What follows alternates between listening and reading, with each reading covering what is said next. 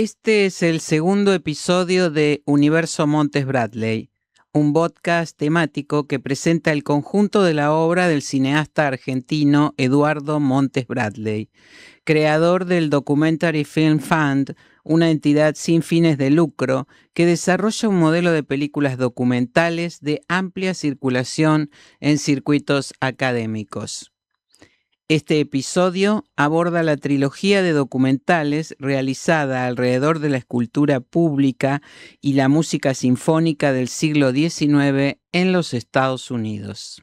La escultura y la música sinfónica del siglo XIX en los Estados Unidos fueron tu fuente de inspiración para una serie de documentales.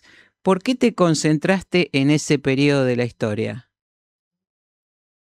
Creo que el siglo XIX es clave en lo que tiene que ver con la formación de las identidades culturales. Está mal que diga identidades culturales, debería ser identidades nacionales, porque en realidad lo que está en juego en el siglo XIX es la creación de los estados nacionales. Claro. Una vez que se produce la creación del estado político, resulta casi inevitable pensar en la necesidad de generar una identidad cultural que lo apoye, que lo sostenga. Porque de poco y nada sirve ser una entidad política y de tener independencia y no tener una identidad cultural que lo avale. Y eso pasa en todo el mundo. En el siglo XIX. En el siglo XIX. Y fundamentalmente, de alguna manera, tiene mucho que ver la Revolución Norteamericana de 1776, ¿no? Que crea una entidad nueva y nadie sabe qué es eso. ¿Qué es esto de crear un país de la nada? ¿Cómo se puede crear un país de la nada? ¿Y qué es esto del cargo presidencial? ¿Por qué se es presidente? Los países no tenían presidentes. Ellos tenían príncipes, tenían duques, ni siquiera eran países, Claro. pero no tenían un presidente. Y eso es interesante entenderlo porque el presidente es el que preside sobre el ente. Y el ente, en ese caso, es la nación. Y una vez que eso se da, una vez que eso cuaja, empieza a cundir el mal ejemplo a lo largo del mundo y la necesidad de generar una estructura de apoyo cultural que le dé validez. ¿Cuáles son las obras que conforman esta trilogía y de qué se tratan? Mi introducción fue a través de un escultor norteamericano que se llamó French. French es el escultor de la figura sentada de Abraham Lincoln en el Lincoln Memorial. Esa es la figura que de alguna manera lo consagra a nivel internacional. Él empieza su carrera antes del centenario, es decir, antes de 1876, perdón.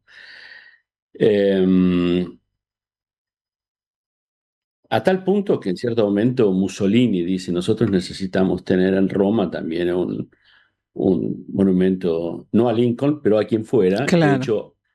De hecho existe el precedente, y todos necesitan de alguna manera abrazarse a ese neoclasicismo, que es el que da lugar, creo que estábamos todos familiarizados con la serie de televisión de Gilded Age, ¿no? Creo que la dio Netflix, no estoy seguro. Se puso muy en moda, muy en boga todo ese periodo de construcción y voy a decir una frase que me produce escalofríos, pero esa construcción del ser nacional, ¿no? Por lo menos en términos culturales. Y Daniel Chester French, que era un nene bacán, de familia patricia, que tenía a su padre incrustado en Washington en la administración era el que firmaba los cheques para que estos monumentos se hagan. Claro. Nepotismo puro, que hoy estarían todos en Cana, o no, posiblemente Depende hoy no, del pero lugar. hace unos años hubiesen ido en Cana, pero en su momento estaba bien visto porque no existía precedente. Si no lo hacían ellos, ¿quién lo iba a hacer? Lo que sucedió que fue interesante para mí era mientras estaba haciendo esa película, fue haber descubierto que el bueno de Daniel Chester French nunca picó una sola piedra. Entonces, si él no picó las piedras, ¿cómo se picaron las piedras? Pues las piedras no se pican solas. Claro. Y ahí entra una nueva película que es tratar de averiguar quiénes eran los hermanos Piccirilli, que era un grupo de italianos que Como fueron los que los pusieron el lomo. ghostwriters, digamos, Claro, de claro. French. Y que eran grandes artistas. En realidad estaban mucho más capacitados que Daniel Chester French. Daniel Chester French no tenía una formación terciaria. De hecho, era lo que se dice un dropout de MIT en Boston después del segundo semestre. Era un tipo que tenía una gran capacidad para poder vincularse socialmente y conseguir las comisiones para hacer estas obras. Era un tipo muy talentoso y era muy buen diseñador. En Estados Unidos en inglés no existe una diferenciación entre escultor y diseñador. Eh, el que diseña, vos tenés, por ejemplo, en el caso de Lola Mora, no es la Lola Mora argentina, ella no solo diseña la obra en productos maleables como la arcilla, sino que después la esculpe, es decir, es la que pica la piedra. En Estados Unidos no, el que pica la piedra necesariamente no es el mismo que el que diseña el modelo. Eh, pero digamos que los Piccirilli no solo eran buenos escultores de los modelos de otros, sino que eran además en sí mismos muy buenos diseñadores, al punto de que hay obras de ellos en el Museo de Arte Moderno de Nueva York, en el Met. Entonces mi segunda película fue sobre ellos. Y ahí descubrí otra cosa que es muy interesante para mí, que fue esto de la construcción de las identidades nacionales. Eh, ¿Por qué se los conocía como italianos? Porque en realidad Italia es un producto que nace después de la unificación de Garibaldi, digamos, los italianos no existían antes, existían 20 regiones muy claras. Y ellos se diferenciaban claramente, si eran toscanos o napolitanos o sicilianos, hablaban dialectos muy diferentes, no tenían necesariamente, tenían alianzas y simpatías, pero no eran un grupo unificado. La idea del italiano se produce en Nueva York. Los norteamericanos, de alguna manera, a partir de la inmigración, dicen, a mí no me interesa si vos venís de acá ustedes vienen todos de Italia, son todos italianos y se terminó. Y ahí se configura esta imagen de la inmigración italiana, de la cual los Piccirilli son un referente muy importante. Y la tercera película tiene que ver con la cuestión musical, y es el tema del esfuerzo denodado que ponen los norteamericanos por aparecer con una música que fuese propia, clásica, en el estilo de la comunicación de la música clásica europea, pero que tenga algo que sea intrínsecamente norteamericano. Y hay un grupo de académicos en Estados Unidos que se enfila detrás de la figura de George Frederick Bristow, que es un compositor nacido en 1825. Muere en 1898. Empecé a hacer una película sobre él, solamente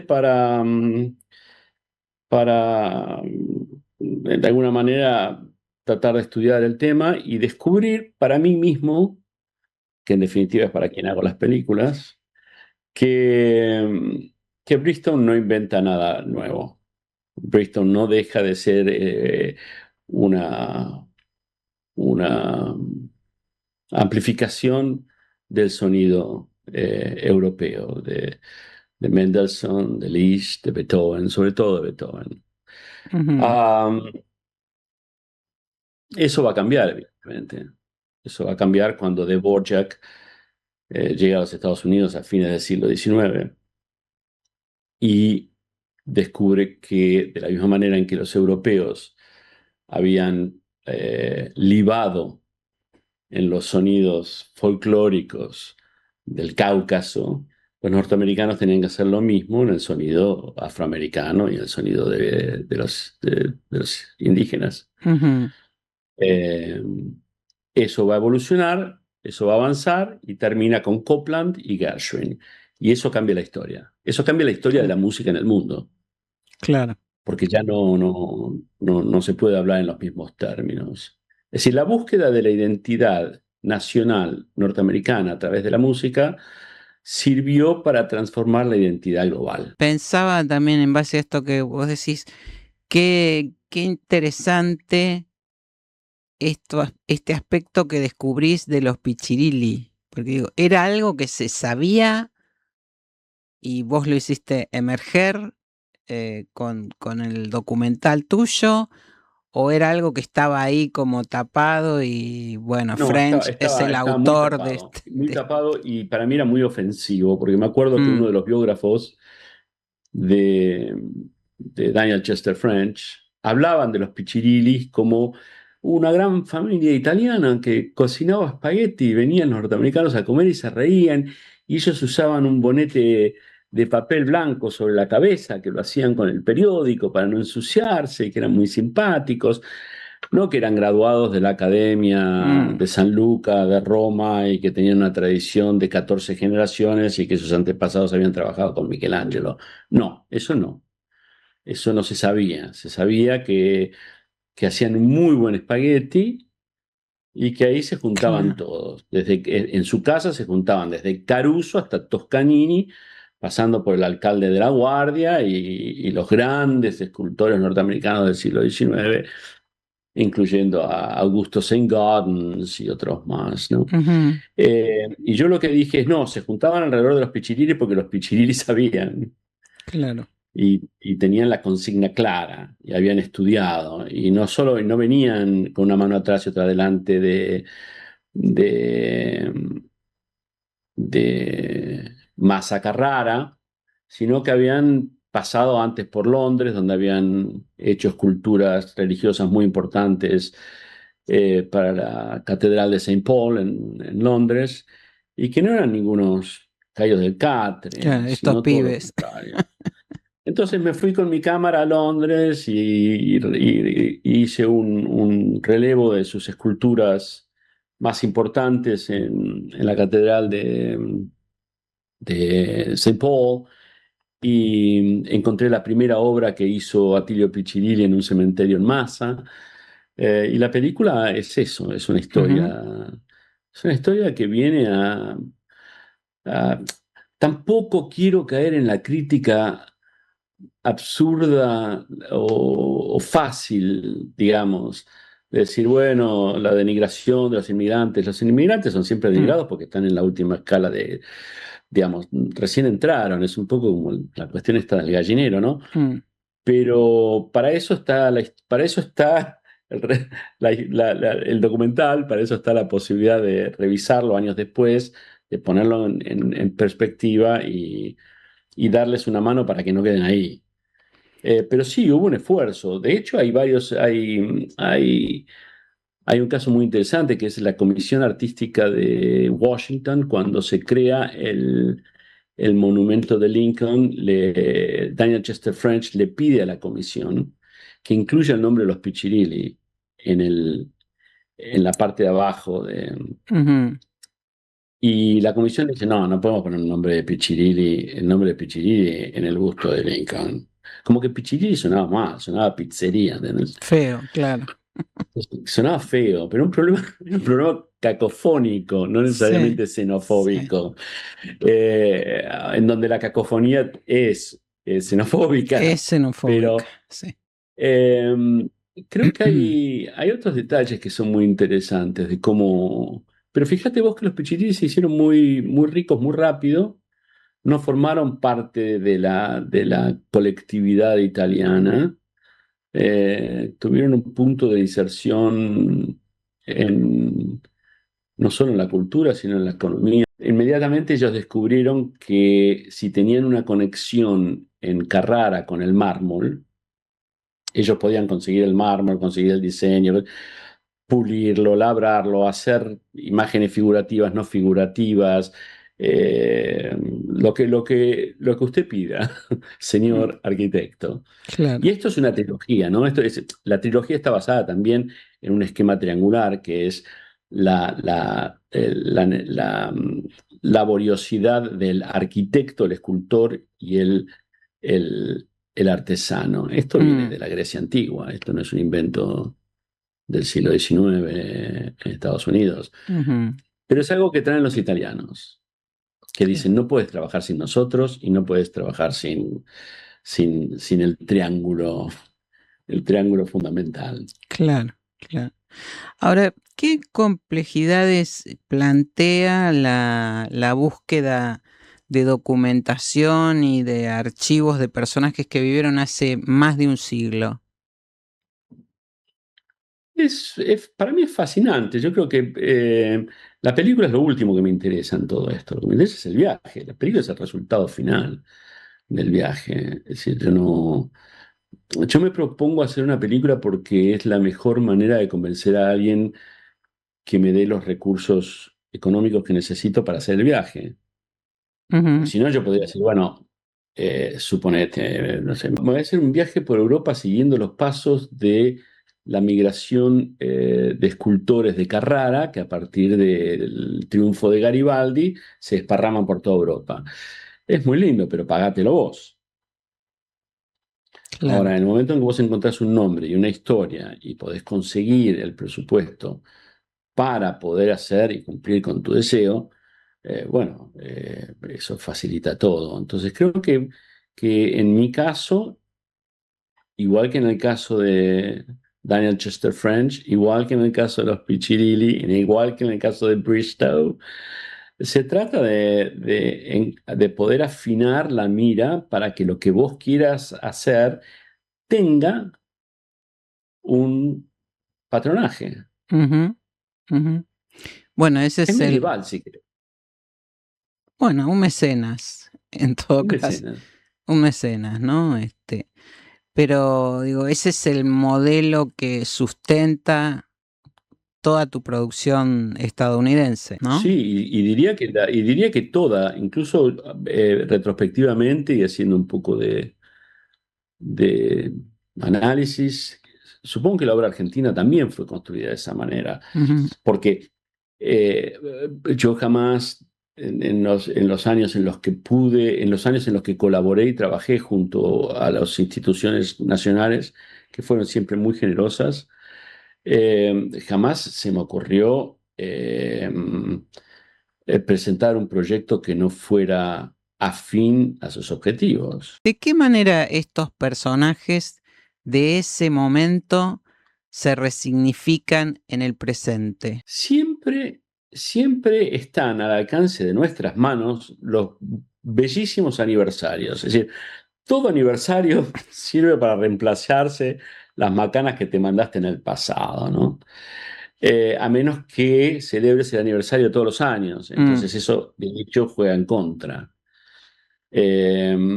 En el caso, por ejemplo, de Estados Unidos, en este momento hay una gran efervescencia por el tema de los 250 aniversarios, ujú, el 250 aniversario de la Revolución, 1776. ujú, Y eso da lugar a que se estudien muchísimos aspectos de la vida institucional y cultural. Lo mismo pasó durante creo que fue el primer gobierno de Perón con el sesquicentenario de San Martín. mm, Pasó con los 30 años o los 40, ya no me acuerdo cuántos, del fin de la dictadura.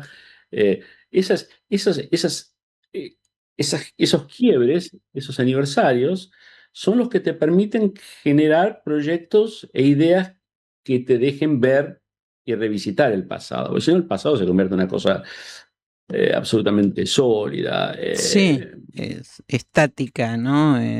Sí. Inalcanzable también de alguna manera. Sin porosidad. Mm, La palabra porosidad se la escuché por primera vez a Horacio González hace muchos años cuando hicimos la película de, de Cortázar y yo dije, mira vos, nunca se me ocurrió pensar en la historia como en términos de porosidad, Ujú, ¿no?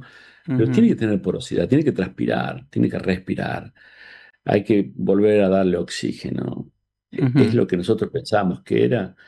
Y de ahí, volviendo a un tema muy argentino, que tiene que ver también con la identidad cultural, mi gran enfrentamiento amoroso y respetuoso con mi queridísimo Osvaldo Bayer, ujú. en cuya casa viví en Alemania prácticamente 6 meses durante el rodaje de una película, cuando él en una cena me dijo, yo jamás cambié de opinión, y digo, pero no me parece un mérito, en todo caso eso me parece una tragedia.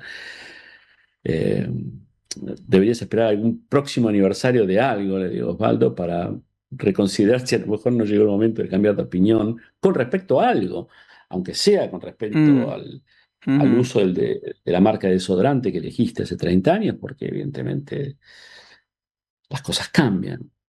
Y los documentales nos sirven para eso, para cambiar, para entender, y si no se convierten en un panfleto. Ese es un peligro. Claro, claro. ¿Cuál es el canal de distribución para este tipo de películas que el mercado comercial no haría? Uf, eso está cambiando. Mm, Eh, y viene cambiando inexorablemente.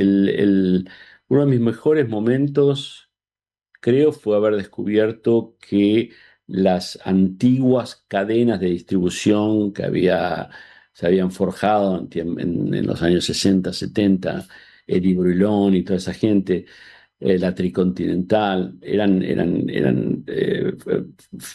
vehículos de distribución de películas de 16 milímetros a las universidades, habían sido reemplazadas por nuevas formas de streaming.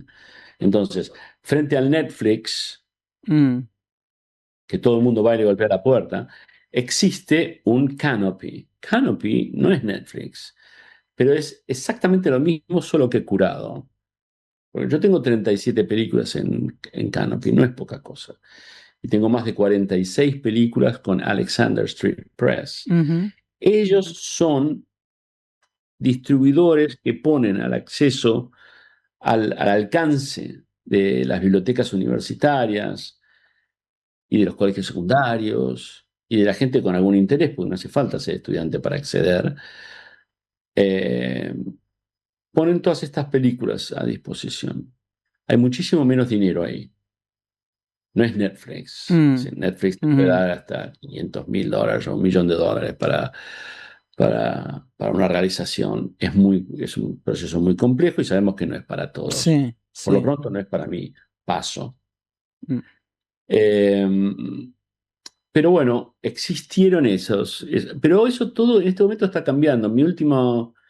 La última vez que fui a Cannes el año pasado, tuve una serie de reuniones con YouTube en donde a mí me quedó en claro que el futuro pasa por la distribución de documentales de duración media y de larga duración a través de YouTube. ¿Cómo lo monetizás? ¿Cómo puedes hacer con eso dinero? Es un problema que a mí no me preocupa porque no me interesa ganar dinero con las películas, porque mis películas tienen como objeto ser vistas gratuitamente. Es decir, yo cierro el círculo en la producción. claro. Yo me aseguro mi beneficio como director y escritor y editor de las películas en el presupuesto original. Una vez que las termino, quiero que la vean la mayor cantidad de gente posible, a fin de que vuelvan a fin de poder repetir el mismo ejemplo. Entonces, de todo de esto seguiremos hablando en futuros episodios del universo Montes Bradley. Eduardo, muchísimas gracias. No, gracias a ustedes por invitarme.